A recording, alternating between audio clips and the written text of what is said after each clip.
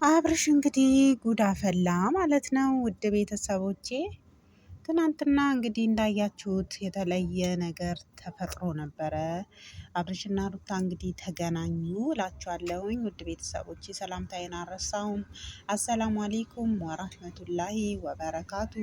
በያላችሁበት የዓለም ዳርቻ ሰላማችሁ ዝዝት ይበልልኝ። ውድ ቤተሰቦቼ እንግዲህ ዛሬም የመጣሁት አዲስ ነገር ላካፍላችሁ ብዬ ነው። እንግዲህ በየቀኑ እንግዲህ አዳዲስ ነገሮች ይዤላችሁ እንደመጣ ከፈለጋችሁ ቻናሌን ላይክ እና ሼር ሰብስክራይብ በማድረግ ቤተሰብ ሁኑ።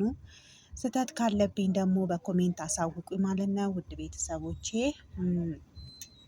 እንግዲህ ዛሬ ሙስማኤል ምን ይዘሽ መጣሽ ካላችሁኝ እንግዲህ ሄርሜላና አብርሽ እንግዲህ ኩሪፍቱ በነበራቸው ቆይታ ያው እያየን የነበሩ አዳዲስ ነገሮች ነበሩ።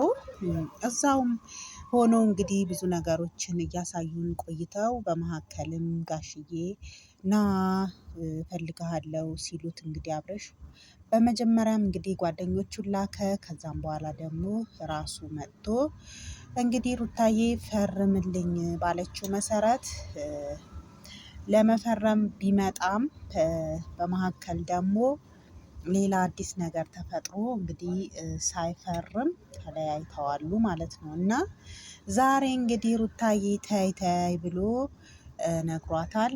እባክሽን ይሄ አሁን ያየሽው በጣም ጥቂቱን ነው። ከዚህ በኋላ በጣም ብዙ ነገር ነው የምታዩ። ስለዚህ ይሄ ነገር አያዋጣሽም። ከእልህ ውጪ እልህ ይቅርብሽ፣ ወደ ራስሽ ተመለሺ ብሎ እንግዲህ እንደ ምክርም ቢጤ ጣል አድርጎባታል ማለት ነው። እሷ ደግሞ እኔ ማን ነኝ ብለህ ነው የምታስበው? እና እኔ ማን ነኝ ብለህ ነው የምታስበው? ካንተ የተሻለ ሰው አይጠፋም። ስለዚህ ራስህን ብዙም እንትን አትበል ብላ ተናግረዋለች ማለት ነው። እሱ ግን ገና ብዙ ማድረግ እንደምችል ዘና ብዬ እዛ ራሴን ፈታ ዘና ሳደርግ ቅናት ነው ወይ እንደዚህ የሚያደርግሽ እያለ ብዙ ነገር እንግዲህ ሲላት ነበረ። እሷም እኔ ነበርኩ መጀመሪያ የተውኩህ፣ ልቀና አልችልም በጭራሽ፣ ቀድሜ የተውኩህ እኔ ነኝ። በቃ ብቻ ግን ምን አለፋችሁ ውድ ቤተሰቦቼ ነገረ ስራቸው የህፃን ልጅ ስራ ነው ማለት ነው። ገና ቃቃ ተጫውቶ ያልጠገበ ህፃን ልጅ ልክ እንደዛ ነው ማለት ነው ነገረ ስራቸው።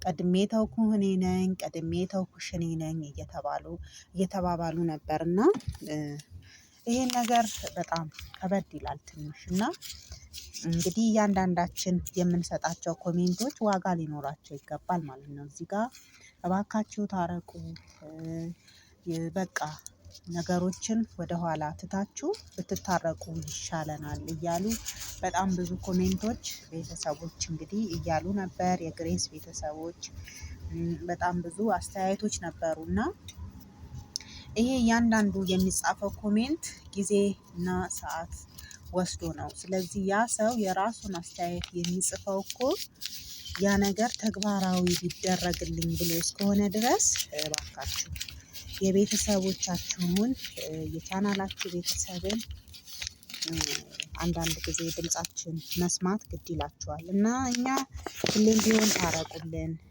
እኔ በቤቴም የምለፈልፈው ይኸው ስንት ጊዜ ነው እንግዲህ እናንተ ተጣላችሁ ሲባል ጀምሮ እኔ ከእናንተ ጋር ነኝ ማለት ነው። እና ሩታዬ ተይ ስል አብተው ስል ነው ያለሁት። እና እናንተ ግን ነገሩን እያጣጣፋችሁ እያባባሳችሁ እየሄዳችሁ ነው ያላችሁት። ምንድን ነው ነገሩ? ወይስ ለቤተሰቦቻችሁ ለእኛ ምንም አይነት አስተያየታችንን አትቀበሉ? አስተያየታችንን መቀበል ግድ ይላችኋል። ለምን ኮሜንት ቦታ የተሰራልን እኮ ሀሳባችንን አይታችሁ መልስና እንትን እንድታስተካክሉን መፍትሄ እንድታበጁልን ነው አይደል እንዴ? እናንተ ግን ውላችሁ አድራችሁ ነገም ሌላ አዳዲስ ጸብ ይዛችሁብን ነው የምትመጡት። እኛ ደግሞ የምንፈልገው አዳዲስ ደሳስ የሚሉ ቪዲዮዎችን እየሳቃችሁ ልጃችሁን አቅፋችሁ አላህ የሰጣችሁን ልጃችሁን አቅፋችሁ እየተጫወታችሁ እየሳቃችሁ ቤተሰቦቻችሁም ሳያዝኑባችሁ። አሁን ሰሞኑን እንግዲህ አብርሽ አባቱ ምን ያህል እንዳዘኑበት አይተናል ማለት ነው። በመጀመሪያ ውድ ቤተሰቦች ይህን ለድምፅ ጥራቱ በጣም ይቅርታ ጠይቃለሁኝ።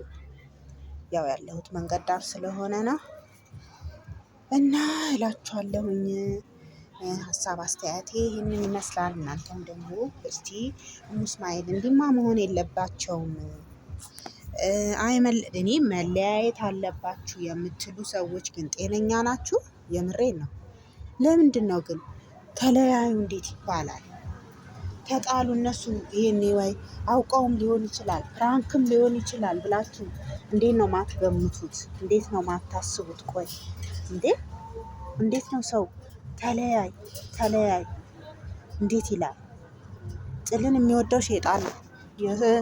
የሰዎችን ፍቅር የማይወደው ሼጣን ነው። የፈለገ ይሁን ተለያዩ አይባልም። እኔ አንድ ቀን ብዬ አላቅም። አልሐምዱሊላህ አንድ ቀን ተለያዩ። ኧረ ከባድ ነው። እንኳንስ ወልደው ሳይወልዱም አንድም ቀን ተለያዩ ይቅርብሽ ይቅርብሽ ይቅርብሽ አትበሉ። እንደዚህ ነገ ከነገ ወዲያ የምታፍሩበትን ነገር አትስሩ። ውድ ቤተሰቦች አትጻፉ። አንድ በጻፍነው ፊደል ነገ እናፍርበታለን። ስለዚህ እነዚህ ሰዎች ቢታረቁና አብረው ቢሆኑ ነው እንዲሆኑ ነው ማበረታታት ያለብን። የእውነቴን ነው። የፈለገ ቢሆን ይዋደዳሉ። እሷም ትወደዋለች አውቃ ነው እንደዚህ የምትሆነው እንጂ ትወደዋለች። አይታችኋል የዛኔ ምጥ ሲይዛት እንዴት ሁና ላዩ ላይ ጥምጥም እንዳለችበት ማለት ነው። እና ምንም ቢሆን እዚህ ጋር እንኳንስ ልጅ ኖሯቸው ባይኖራቸው ለራሱ ተለያዩ ብሎ ማለት በጣም ከባድ ነው። ውድ ቤተሰቦቼ እና አትሸወዱ ልላችሁ ነው የምፈልገው። ሰላማችሁ ብዝዝት ይበልልኝ።